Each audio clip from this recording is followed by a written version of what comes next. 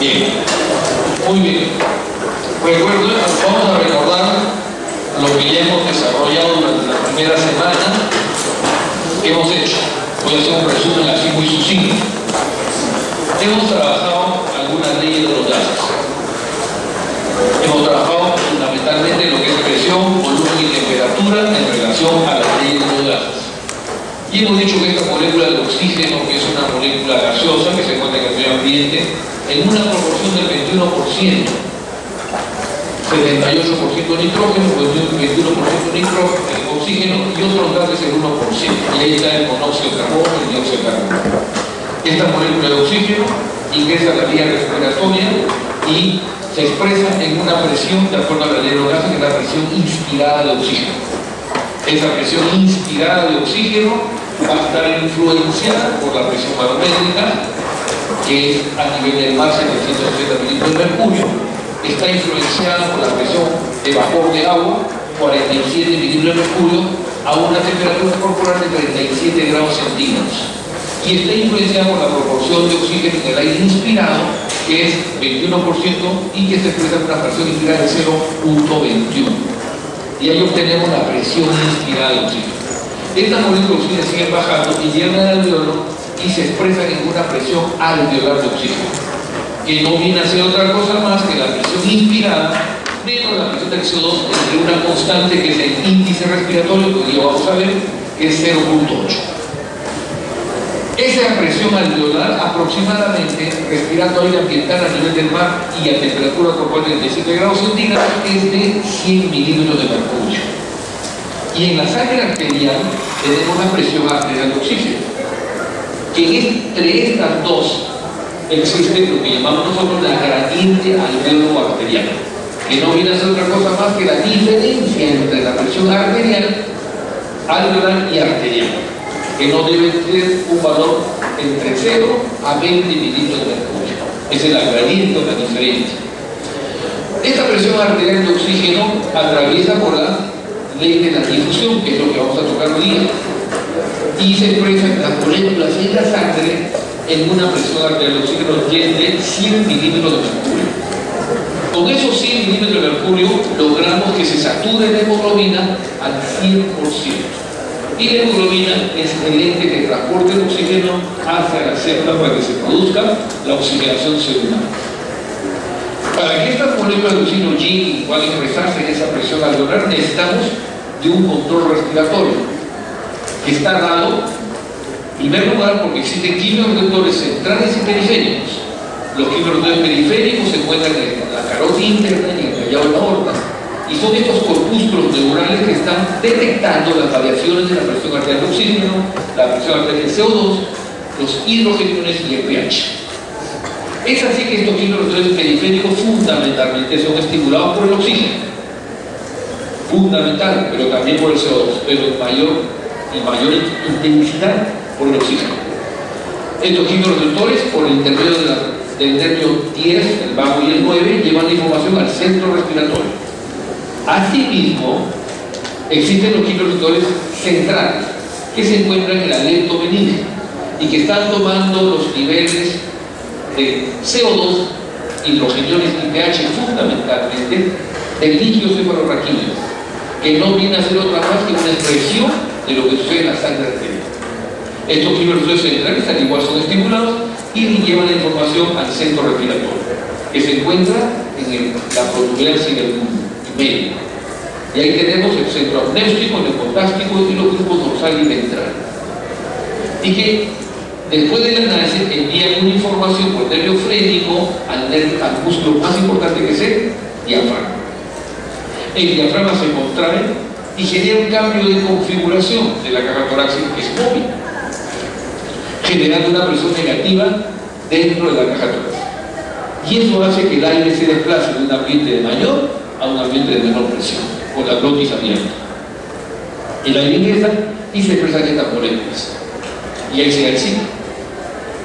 Este control respiratorio, este centro respiratorio, no solamente está influenciado por los quimiorreceptores, sino también por los termorreceptores, los baroreceptores, receptores de estiramiento del pulmón, que son el de Henning-Brewer, el receptor de deflación, los receptores J, los capilares de congestión, el edema, etc. O sea, una serie de receptores del dolor, receptores de la temperatura y receptores de la presión. Y aquí no nos olvidemos los propioceptivos de los músculos y tendones, además de la ansiedad y la corteza, que obviamente generan una influencia directa sobre el centro del y que podemos comandar. Cuando nosotros retenemos la respiración, estamos deteniendo el impulso fisiológico de la inspiración, un evento voluntario, pero no lo podemos mantener constantemente, porque tarde o temprano tenemos el impulso que va a dar. Ejemplo, el ahogado, la persona que se ahoga. La persona que se ahoga está debajo del agua, tratando de llegar a la superficie, consciente, reteniendo la respiración, pero va a llegar un momento que no la puede retener, va a tener que inspirar, y abre la boca y ingiere agua, o aspira agua y se ahoga. ¿No?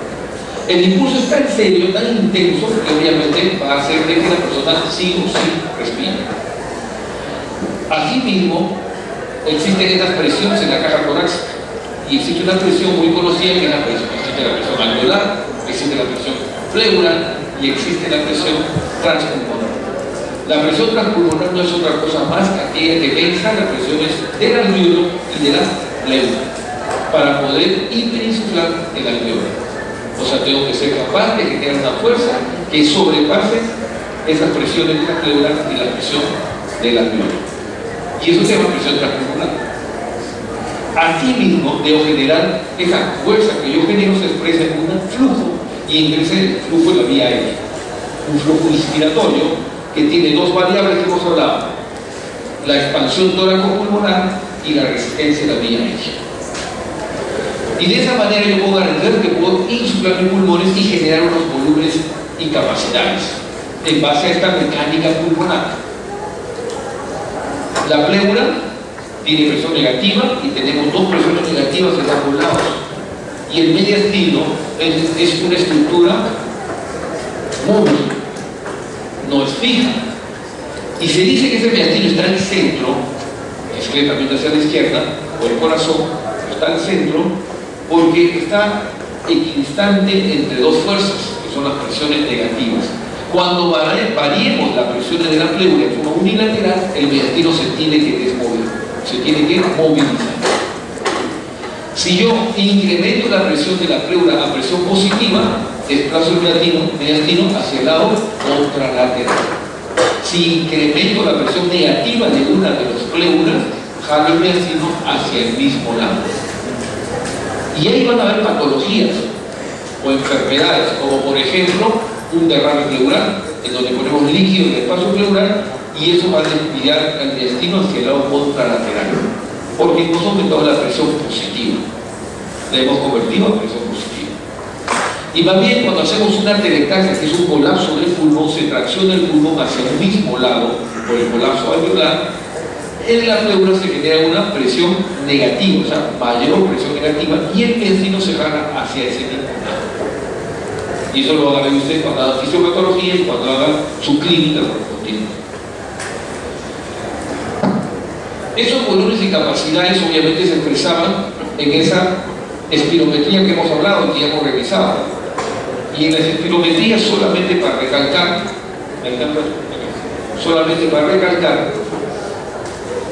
puedo borrarles esto, ¿no?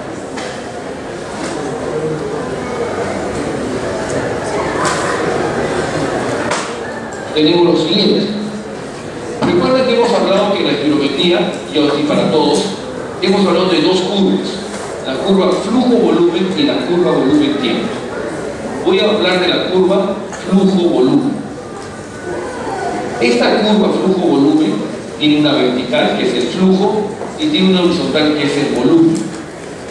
Y generamos una curva normal. Y cuando hablamos de esa curva normal, cuando el paciente hace una curva o una gráfica, la hace y se grafica o se esquematiza sobre la curva normal. Y ahí vamos a tener diferentes trastornos funcionales. Ejemplo, pongamos que el color negro es la curva normal, Y pongamos que lo que hace es el paciente, va a ser en esta de color azul. Si el paciente hace esta gráfica, uno dice esto es una espirometría normal, porque está simulando los valores predeterminados, que ya entendemos.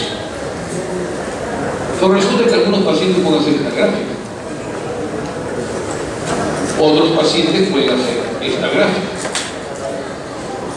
Otros pacientes pueden hacer esta gráfica. O por último,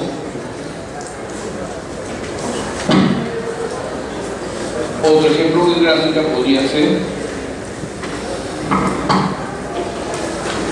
este de acá.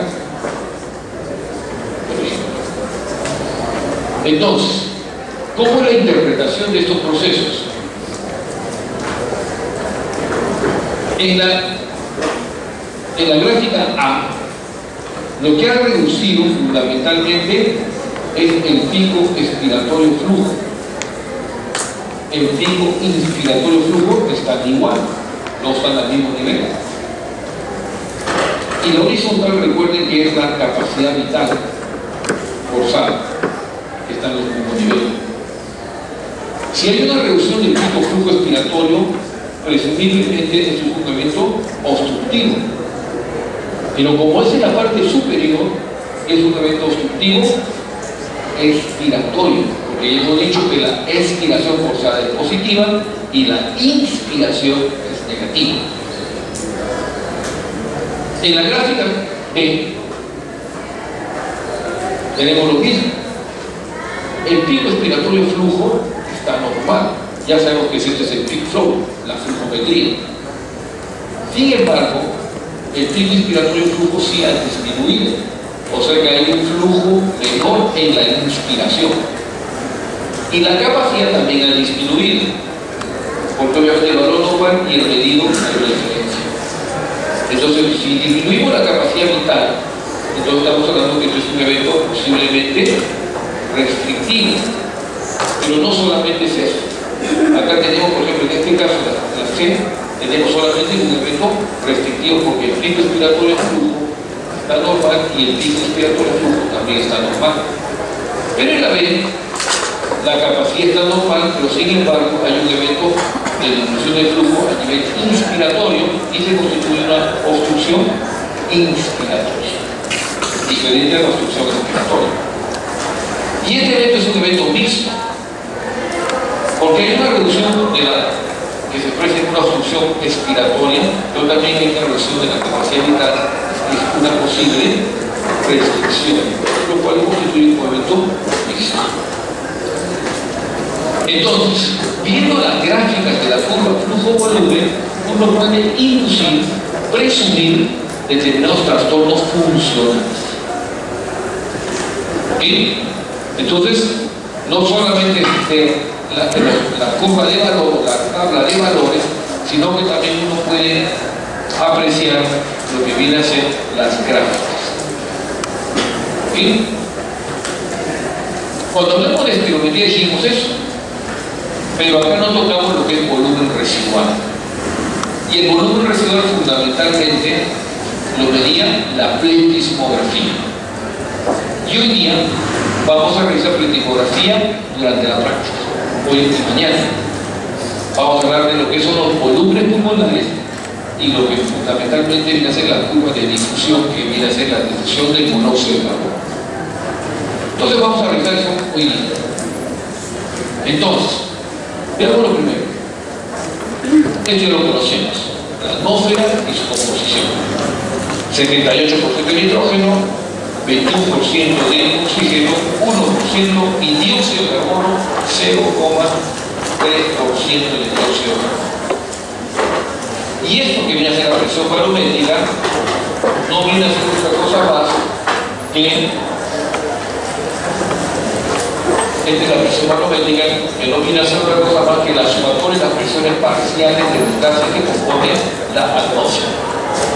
La presión parcial de nitrógeno, de oxígeno, de CO2 y de otros. Todos estos gases que componen la atmósfera tienen sus presiones parciales y la sumatoria de las presiones parciales da la presión atmosférica, que es de 160 mililitros de mercurio una atmósfera. La ley de Dalton es eso. La ley de Dalton nos dice que la presión final es la sumatoria de las presiones parciales de los gases. Entonces, cuando hablamos de la presión balométrica, se sustenta obviamente en la presión de la ley de Dalton. Luego tenemos la ley de Boyle. La ley de Boyle es la ley más importante de lo que siempre he dicho de la fisiología respiratoria: presión, volumen y temperatura. Y la ley de Boyle habla de una presión y volumen constante. Con presiones y volúmenes constantes, ¿qué sucede? Obviamente, acá por ejemplo tenemos lo siguiente: si yo mantengo la temperatura constante, el número de moléculas constantes, por consiguiente disminuye el volumen, lo que ocurre es incremento de la presión. Temperatura constante, número de moléculas iguales, que no significa igual presión, simplemente el número de moléculas iguales. Con reducción de volumen, lo que ocurre es que la presión se incrementa. Si yo incremento el volumen, la presión disminuye. Y eso ocurre cuando hacemos una traqueostomía, como les di el ejemplo. Y tu volumen, y aumento la presión del gas dentro de la vía respiratoria. La ley de Charles es la ley de la temperatura, que no la vemos con frecuencia, no la vemos en esa magnitud, porque nosotros no llevamos la temperatura de 58, 60 grados. Si nosotros incrementamos la temperatura intensamente, manteniendo la presión constante, lo que ocurre es el incremento del volumen. Si yo mantuviese el volumen constante, se incrementaría la presión. ¿Sí? Entonces, esos gases que llegan al alveolo van a atravesar esta membrana alveolo capilar. La membrana alveolo capilar está formada por el epitelio alveolar, que está dado por el neumocito tipo 1 y el neumocito tipo 2. Sabemos que ese neumocito tipo 1 es el responsable del intercambio gaseoso y se encuentra en una proporción del 97% de células, corresponden al neumocito tipo 1. Por ahí encontramos un libro que dice 95%. Por ejemplo. El restante, que es 3%, 5%, neumocito tipo 2, que es el encargado de producir el surfactante. Luego tenemos la membrana basal, el alveolo, el epitelio alveolar, con neumocito tipo 1 y 2, una sustancia polímera que es el surfactante, que lo revisaron en su seminario, la membrana basal del epitelio alveolar. Es importante esta membrana porque recuerden, como todo epitelio, que su curso de histología, que le dice que a partir de esa membrana se regenera el epitelio. La reepitelización se produce a través de esta membrana. Si por algún motivo nosotros destruimos esa membrana, quitamos la reepitelización, quitamos la formación de neumocitos tipo 1 y también de neumocitos tipo 2, que es el encargado de producir surfactante.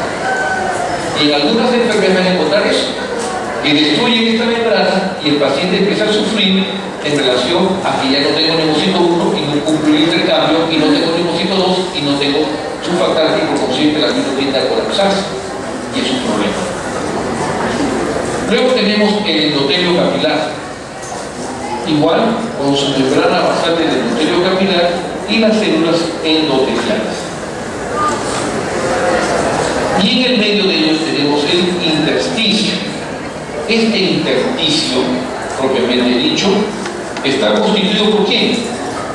Recuerdan su histología: fibra colágena, fibra elástica, componente vascular, componente bronquial en algunos casos, o sea, bronquiolos terminales, y también encontrar obviamente componente linfático. Aquí juega un rol importante la fibra elástica, y hablamos de la elasticidad pulmonar y hablamos de la membrana pulmonar. Que si nosotros perdemos esta propiedad, este pulmón deja de ser elástico. Y en este endotelio capilar, el oxígeno que está en un ambiente gaseoso atraviesa la membrana por difusión pasiva a un ambiente líquido. A un ambiente líquido. Atraviesa la membrana y se queda en el componente sanguíneo. Entonces hay dos componentes: cómo atraviesa la membrana. Y ahí viene la ley de Fick.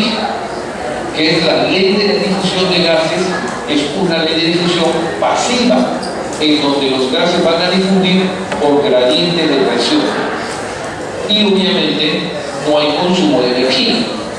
Esa ley de Fick, la ley de Fick, ¿qué nos dice? Veamos qué dice la ley de Fick en forma estática, la ley física. Primero, esta es una difusión netamente pasiva, o sea que no existe consumo de energía, no es consumo de energía, y es por una difusión pasiva por gradiente de presión. En una membrana que sea permeable a un gas va a difundir de un lugar de mayor presión a otro lugar de menor presión hasta que las presiones se equiparen en ambos lados de la membrana, y en ese momento se detiene la difusión. Ahora bien, acá va a haber un tiempo de difusión que algunos autores llaman el tiempo de tránsito transcurrido o el tiempo de demora. Este tiempo para que este gas encuentre su punto de equilibrio va a estar en relación a la solubilidad del gas. A mayor solubilidad, mayor velocidad de difusión. Por consiguiente, el tiempo de equilibrio se logra en menor tiempo. A mayor solubilidad, mayor velocidad y menos tiempo de equilibrio. ¿Cuál es el tiempo de equilibrio? Lo que se demora para que los gases se equiparen en ambos lados de la membrana. Importante, porque hay gases que son más solubles que otros, como por ejemplo el dióxido de carbono es 20 veces más soluble que el oxígeno, como por ejemplo el monóxido de carbono es 200 veces más difundible que el oxígeno. En esta membrana el oxígeno está pasando del alveolo al capilar y el CO2 va a pasar del capilar al alveolo. Por consiguiente, el oxígeno con el CO2 no compiten entre sí. Pero sin embargo, quien compite clásicamente es el monóxido de carbono. El monóxido de carbono sí compite, porque el monóxido de carbono sí va a ingresar del alveolo hacia el capilar. Y ahí sí puede competir en algunos momentos con el oxígeno. Ya vamos a ver cuánto. Entonces, este es el primer evento. La segunda característica o propiedad de esta ley es el grosor de la membrana. A mayor grosor de la membrana, menor difusión. Obviamente, ¿no? Cuanto más gruesa la membrana, menos gas se van a difundir. Obviamente también es en relación a su tiempo, porque cuanto más gruesa es la membrana, el tiempo de difusión es mayor. ¿Está claro? Cuanto más gruesa es la membrana, el tiempo de difusión va a ser mayor. La velocidad va a ser la misma, pero el tiempo de difusión a que yo llegue al equilibrio va a ser mayor. Voy a demorar más tiempo en mi equilibrio. ¿Sí? Y la tercera variable es el área de la membrana. A mayor área, mayor difusión. A menor área, menor difusión. Si nosotros pudiésemos distender nuestras membranas alveolo capilar de nuestros dos pulmones, tendríamos una área de difusión. Y se ha calculado que esa área de difusión es aproximadamente ¿cuánto? 100 metros cuadrados, puede ser 85, puede ser 60, por ahí. En realidad depende del tamaño de la persona. Un niño no va a tener ni más difusión que una persona de 2 metros. Entonces se dice que la difusión va desde aproximadamente 50-60 metros cuadrados hasta 150 metros cuadrados. Y uno toma como promedio entre los 80 metros cuadrados de una persona adulta. 80 metros cuadrados. Eso viene a ser una cancha de tenis. Los textos la ponen bien clave que no, del tamaño de una cancha de tenis. 80 y tantos metros cuadrados, 82, y tanto. Ese es el área de difusión de una persona adulta, de unos 25 años de edad, 1,70 m, 65 kilos aproximadamente. Obviamente, Si reducimos el área, la difusión va a ser menor. Ninguna de estas tres propiedades de esta ley se puede desligar una de la otra. Siempre tienen que ir asociados, porque yo puedo disminuir el área, pero engrosar la membrana y la distomaría.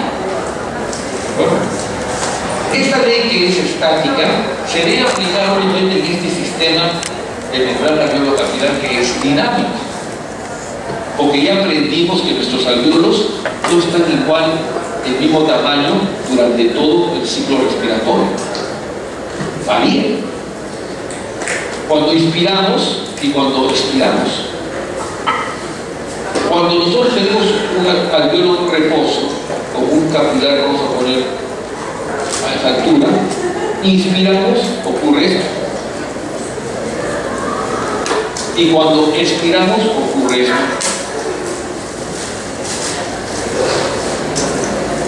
¿Ok? Entonces es un evento dinámico.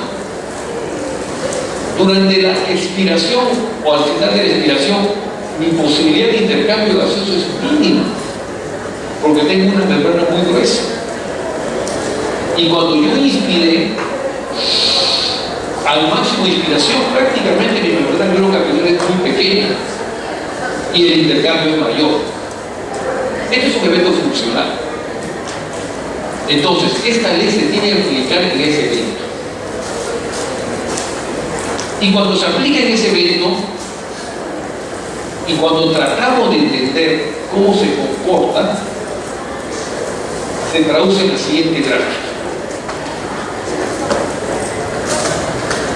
Y que están en muchos libros y muchos textos.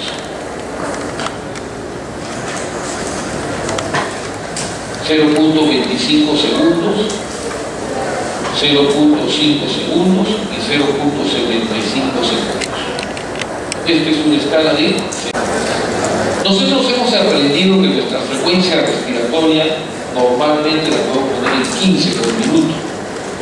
Significa que tenemos una inspiración y una expiración, o sea, un ciclo respiratorio que debe durar ¿cuánto?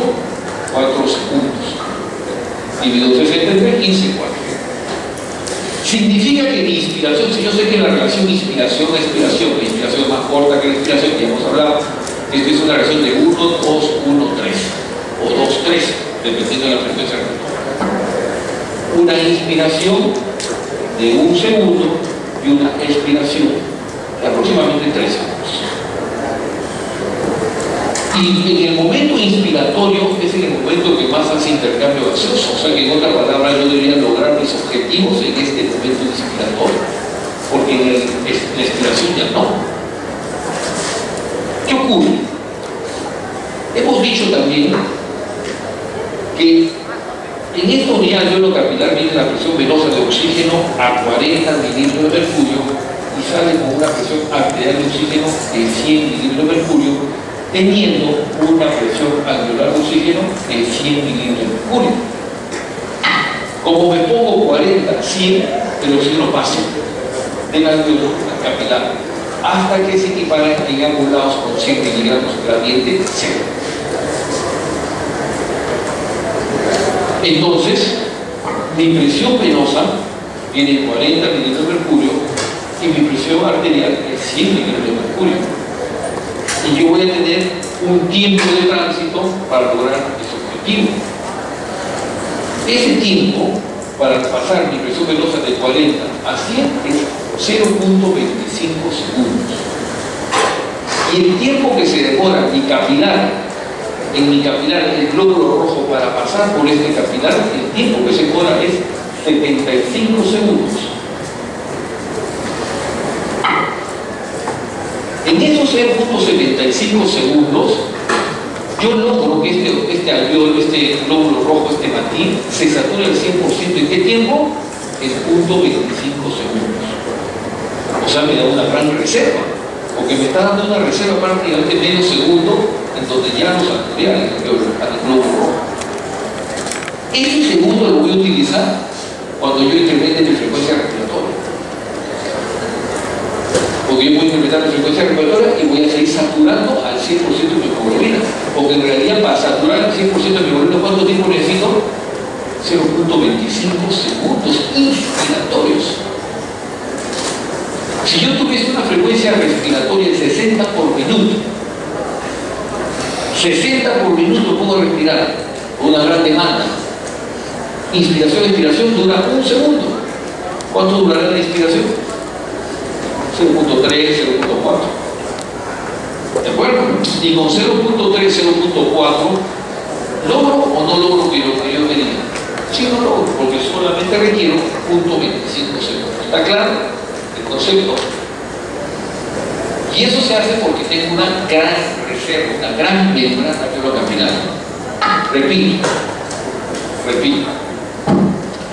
El tiempo que demora el glóbulo rojo en pasar por esta unidad alveolo-capilar es 0.75 segundos.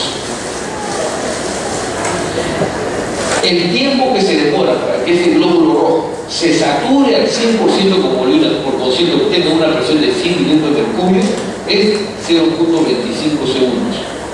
Mi presión menos de 40 se convierte en 100 en 0.25 segundos.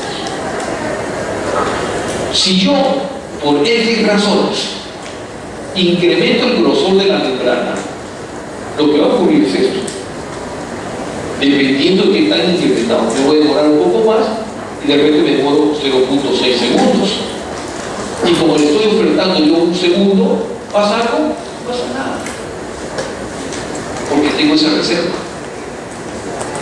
Pero ¿qué pasaría si yo a esa persona que tiene este problema en la membrana con una enfermedad X, que se está demorando 0.6 segundos en reposo con una frecuencia respiratoria de 15 por minuto, lo hago correr?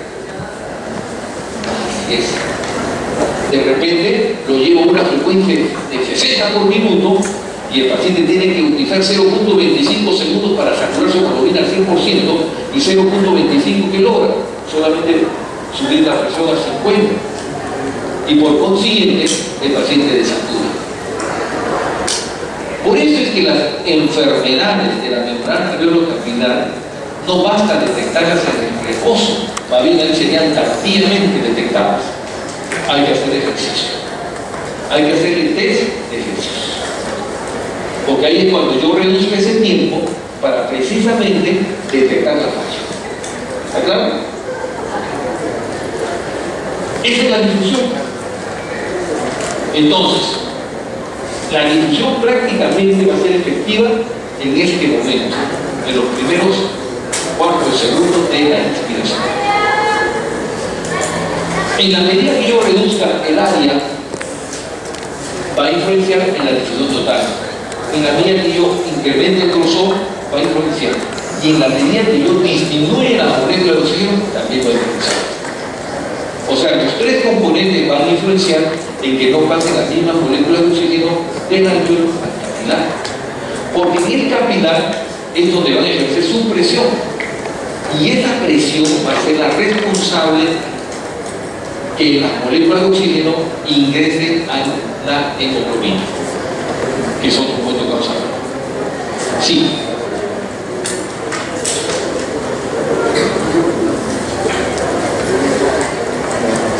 Podría ser.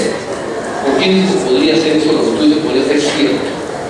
Porque el tiempo equilibrio no se mide en realidad con la saturación, simplemente se mide cuando tenga presión de oxígeno. ¿Por qué?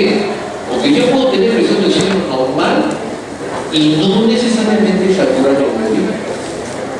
Ya vamos a explicar por qué. Entonces yo no puedo decir que el hecho que yo tenga ya haya pasado todas las moléculas de oxígeno del alveolo a la sangre, aseguro que la hemoglobina satura al 100%. No necesariamente. Porque si yo tengo una alteración de la hemoglobina, no la saturo. Porque no cuenta la molécula, por más que tenga buena presión. Eso que tú refieres es cierto, siempre y cuando mi hemoglobina sea normal. ¿Está claro? Pero si tengo una hemoglobina alterada, ya no se cumple esa ley. ¿De acuerdo? Entonces, nos dice tu compañero que cuando yo paso las moléculas de oxígeno del alveolo al capilar y ejercen una presión en sangre de 100 milímetros de mercurio, yo voy a garantizar que sature mi hemoglobina al 100% correcto, siempre y cuando mi hemoglobina sea normal. Pero si mi hemoglobina no es normal, por ejemplo, yo tengo una metahemoglobinemia, que es una enfermedad, obviamente por más que haya oxígeno, no va a interaccionar la hemoglobina y no la va a formar con oxígeno. ¿De acuerdo? En esas circunstancias. Y ahí van a encontrar una serie de patologías propias de la hemoglobina. ¿Bien? Muy bien. La ley de Fick entonces nos dice esto. Área de superficie total, coeficiente de difusión del gas y distancia recorrida. La difusión normal, 25 litros por minuto por milímetro de mercurio. Vamos. Y eso es lo que decía. Ahí está lo que hemos explicado. Veamos. Veamos la diapositiva. Presión de oxígeno 40 milímetros de mercurio. Esta es una presión de oxígeno en la sangre venosa. A esta presión, ¿cuánto viene a saturar la hemoglobina? 75%. ¿Recuerden que yo dije? O si no le digo, ahora lo estamos diciendo, la presión venosa es de 40 mililitros de presión venosa de oxígeno. 40 mililitros de mercurio, sangre venosa. Esa sangre con esa presión venosa de 40 mililitros de mercurio satura la hemoglobina al 75% con oxígeno. Eso es lo que estoy diciendo acá en la gráfica. 75% de mi hemoglobina está saturado con oxígeno. O sea, viene la presión venosa con 40 mililitros de mercurio y saturada al 75%. El otro 25% ¿con quién va a estar? Con CO2. ¿De acuerdo? En sus diferentes formas. Y se enfrenta a la unidad alveolo-capilar. Presión alveolar 100 mililitros de mercurio y las moléculas de oxígeno empiezan a difundir de un ambiente de mayor presión a un ambiente de menor presión. Y las moléculas empiezan a aumentar y llegan a llegar a 100 mililitros de mercurio. Esas son las moléculas de oxígeno disueltas en sangre. Moléculas de oxígeno disueltas en sangre. Comportamiento de las moléculas de oxígeno en una solución. Esa es la ley. Esa es la ley de Henry. Si hubiese un Henry, puede preguntarlo, creo que no sabe. ¿Qué dice la ley de Henry?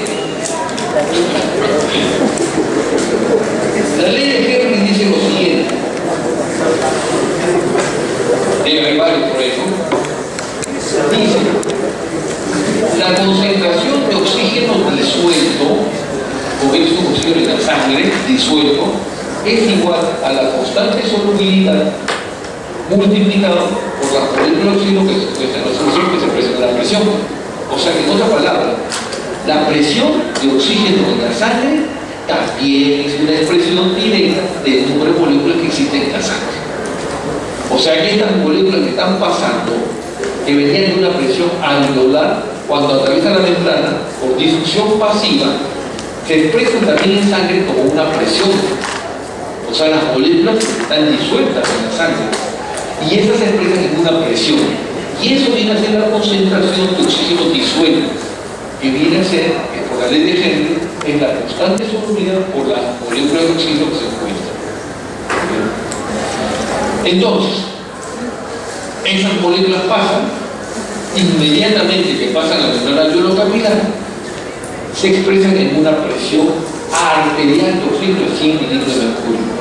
Y esta presión es la responsable de que las moléculas de oxígeno ingresen a la hemoglobina y saturen a la hemoglobina con moléculas de oxígeno. Y de esa manera vamos a obtener al final una presión arterial de 100 mililitros de mercurio con una hemoglobina saturada al 100%. Que dicho sea de paso, nunca está saturada al 100%, porque existe lo que llamamos nosotros un chance fisiológico, un cortocircuito que ya lo vamos a tocar también. Opa, 1 a 2% es el chance fisiológico. Por eso que mi hemoglobina saturada nunca está al 100%, sino entre el 98 y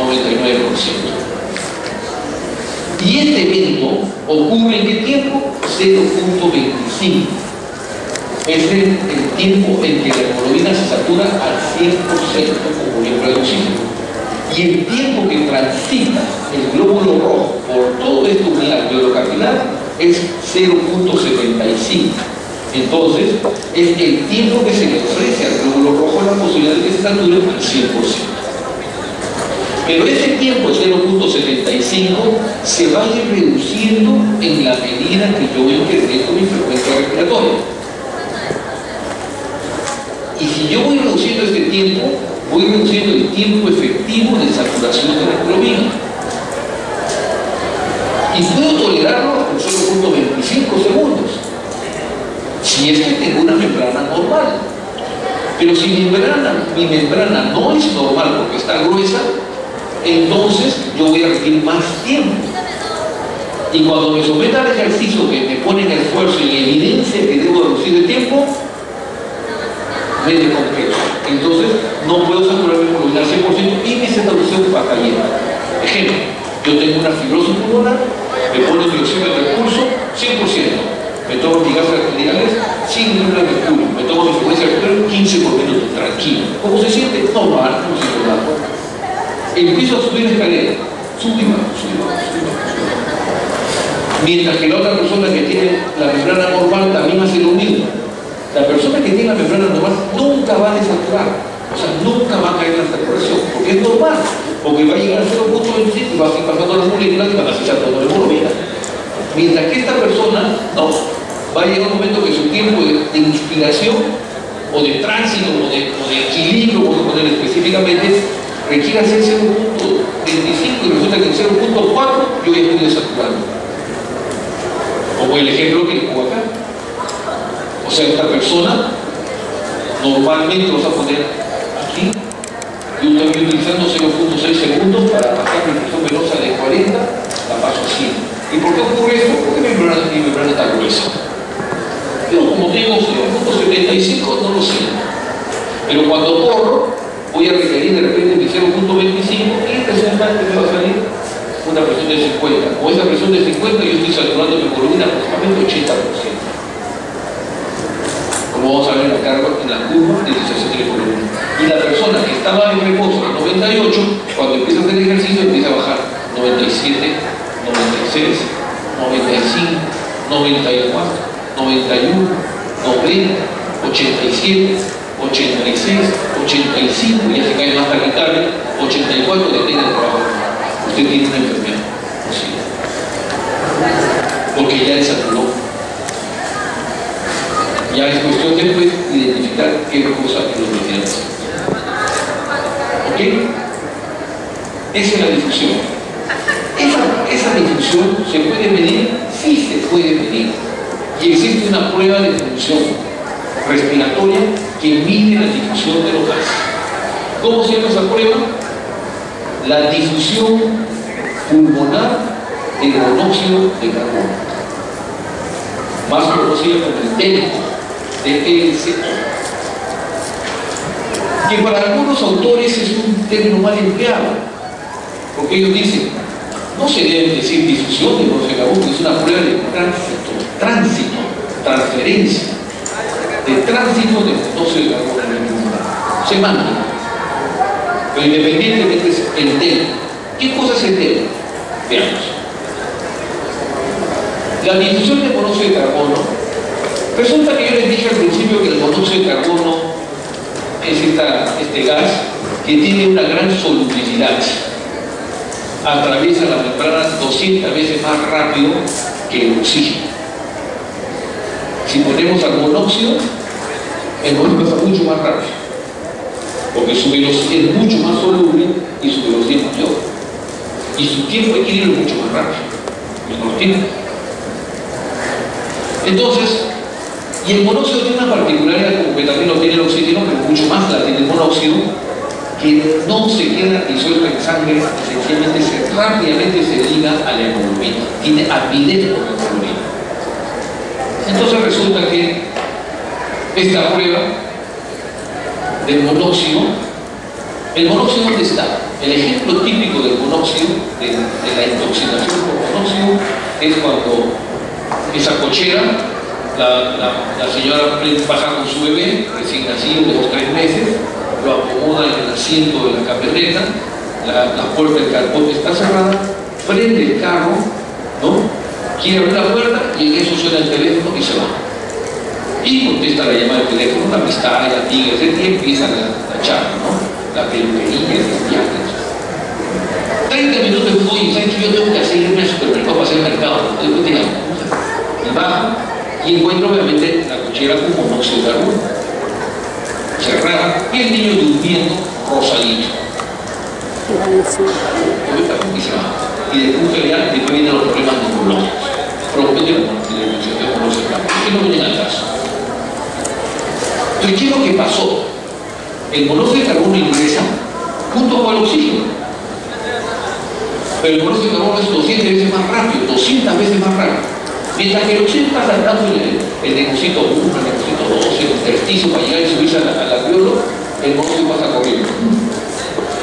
Y cuando el oxígeno quiere subirse a sentarse en la hemoglobina, el monóxido está sentado. Y se va. Entonces la pregunta es, ¿cómo está la presión del tanque de oxígeno? Está normal, porque hay moléculas de oxígeno en la sangre. Y por eso que el chiquito está rosadito. Porque hay moléculas de oxígeno en la sangre. Lo que pasa es que no hay moléculas de oxígeno en el hemoglobina. Ahí hay monóxido. Y el monóxido que va y llega a las células y se la suelta a la célula. Y la célula, ¿qué tiene monóxido? Lo que necesita hacer es oxígeno. Y entonces la persona hace hipoxia celular, hipoxia tisular. Ya vamos a hablar más adelante que también es considerada como una hipoxia anémica. Vamos a hablar más adelante. Lo cierto es que se empieza a dar un daño celular. Y dependiendo de la magnitud del tiempo y la concentración de monóxido, el daño va a ser mayor o menor intenso. Ya no miran caso del tema clínico. Y entonces, ¿quiénes son las primeras células que se van a ver afectadas? Así es. Y los chiquitos empiezan a tener problemas neurológicos, de aprendizaje, o por último, inclusive, sopor, muerte, coma y muerte. Dependiendo de la magnitud. Entonces, a raíz de eso, de ese conocimiento, utilizamos el monóxido pues, en esta prueba. Pero doctor, ¿cómo se usa el monóxido si el monóxido es muy tóxico y puede matar a las personas en grandes cantidades? Pero acá se utiliza una cantidad tan pequeñísima que no produce daño, que es lo que ustedes suben a una Poppy Killer y encuentran obviamente el monóxido ahí. O se paran en la avenida de la banca y no pasan nada más monóxido que tiene. ¿Okay? Entonces utilizan cantidades mucho más pequeñas que esas. Y se le da a respirar una concentración conocida de monóxido de carbono a la persona durante la prueba. Pone un respirómetro, pone ahí una boquilla, la máquina tiene una concentración de monóxido de carbono conocida en el aire inspirado. La persona respira, retiene la respiración 10 segundos, el monóxido sin transferencia, pasa la hemoglobina, no se queda en sangre, se sube la hemoglobina y se va. Y después el paciente exhala. Y la máquina, el equipo, le mide la concentración de monóxido exhalado. Entonces parte de una concentración conocida y calcula una concentración en el aire exhalado y saca una diferencia. Y esa diferencia hay una diferencia de un valor normal. Entonces, cuando yo difundo menos monóxido de carbono, existe una alteración de la membrana, obviamente la alteración, o sea, altera la prueba. La difusión disminuye y se expresa en una disminución de monóxido. Entonces, de esa manera, esta prueba me permite evaluar exactamente la membrana alveolo-capilar. Y usted ve que la prueba dice inspiración única de mezcla diluida de monóxido. Mantener la respiración unos 10 segundos para generar intercambio gaseoso. Medir transferencia, que es la palabra exacta, transferencia de monóxido y comparación de las concentraciones en el aire inspirado y expirado. Pero esta prueba tiene estas dos componentes que van a influenciar en sus valores. El primer componente, la membrana propiamente dicha, esta membrana alveolo-capilar. Y el segundo componente, el componente del flujo sanguíneo. En el componente sanguíneo requerimos tener hemoglobina. ¿Cuánta hemoglobina tiene el paciente? Porque cuanto más hemoglobina tenga el paciente, más difunde el gas. Cuanto menos hemoglobina tenga el paciente, menos gas difunde, porque menos gas se va a ligar a la hemoglobina. el monóxido no se queda en sangre, o atraviesa la membrana, o se liga, o sale y se va. Pues no se queda en sangre. Por consiguiente, yo tengo dos condiciones. O tengo monóxido del aire expirado y el resto que está en la hemoglobina, que significa que atravesó. Por consiguiente, la hemoglobina es una variable que interviene y puede alterar el resultado. Porque no es lo mismo que me haga una prueba con 3 gramos de hemoglobina a tener 15 gramos de hemoglobina. La prueba me sale diferente, pero no por un evento de la membrana, sino por un evento propio de la hemoglobina. ¿Está claro? Por consiguiente, si yo corrijo esa variable de la hemoglobina, corrijo la prueba. Por eso que cuando se hace esta prueba de difusión de monóxido de carbono, se le pide la hemoglobina actualizada al paciente. La prueba está hecha para 15 gramos de hemoglobina, con valor estándar. Y cuando el paciente que yo tengo 11 años me ponen 11, ¿qué hace la prueba? Corrige a 11 gramos de hemoglobina.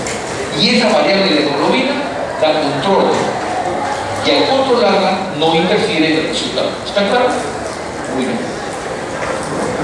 El tiempo de reacción es el flujo sanguíneo. O sea que tiene que llegar sangre al pulmón. Que si no llega sangre al pulmón, se altera la prueba. Yo no asumo pues, que el paciente viene con un gasto cardíaco normal. Y por consiguiente yo asumo que el paciente tiene un flujo normal. Si mi paciente viene con insuficiencia cardíaca, ahí sí la cosa es diferente. Me puede alterar, esa alteración del flujo sanguíneo al pulmón me puede ser alterando, me puede alterar la prueba. Pero si mi paciente me viene con una presión normal, frecuencia cardíaca normal y sin ningún efecto cardiovascular, no hay problema. El flujo está seguro. Entonces la variable de flujo y la variable de hemoglobina las podemos controlar. Y no van a ser intervinientes al resultado. Componente de la membrana, área de intercambio. Correcto, viene el paciente y le digo, señor, ¿usted tiene alguna enfermedad en el pulmón? ¿Le han sacado alguna vez el medio pulmón, un glóbulo, etc.? No, doctor. Perfecto. O sea, el equipo considera que no hay problema de área. Pero si yo me digo, ¿sabes, doctor? A mí me han hecho una glomerectomía. Ya, entonces nos pone en el equipo una hemolectomía izquierda, le van a sacar un pulmón. Me va a controlar la variable y me la va a reajustar al 50% de mi carrera terminal. Y me va a evaluar el 50% restante. O sea, por bien, yo le doy la información al equipo, al procedimiento. Entonces, el tema de intercambio gaseoso, de área de intercambio, fundamentalmente está en los antecedentes del paciente. O sea, que yo tengo mis 2 pulmones, allá, me calcula por mi área, etc., tanto en mi área temprana. Presión parcial. La presión parcial en este caso es la presión parcial del monóxido de carbono. Y como el equipo conoce la presión del monóxido, conoce la concentración, es una variable que también está controlada. Entonces, de esas 5 variables, concentración de hemoglobina, variable controlada. Tiempo de reacción de hemoglobina desde el flujo, variable controlada. Presión parcial, variable controlada. Y área de intercambio, variable. Y el otro factor, ¿quién es? El grosor, que viene a ser la distancia recorrida o la distancia de difusión, que viene a ser el grosor de la membrana. ¿De acuerdo? Entonces la prueba me va a evaluar específicamente la membrana biológica. Y es por eso que esta prueba es una prueba muy específica para la difusión del monóxido, es muy específica para las enfermedades de la membrana alveolo capilar. En neumología y en clínica existe un capítulo de la clínica que se llama enfermedad pulmonar intersticial difusa. Y ahí caen, no se imaginan la cantidad de enfermedades. Esta es una prueba ad hoc para ese tipo de patología. Y por eso hay que aprender y hay que saber sus temas. Entonces, esa es la difusión de monóxido de carbono, que también la vamos a revisar hoy día porque vamos a alcanzar algunos resultados de difusión de monóxido de carbono.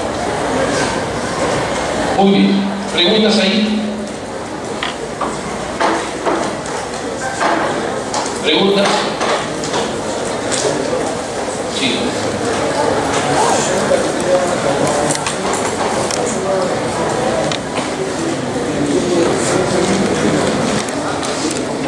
Sí.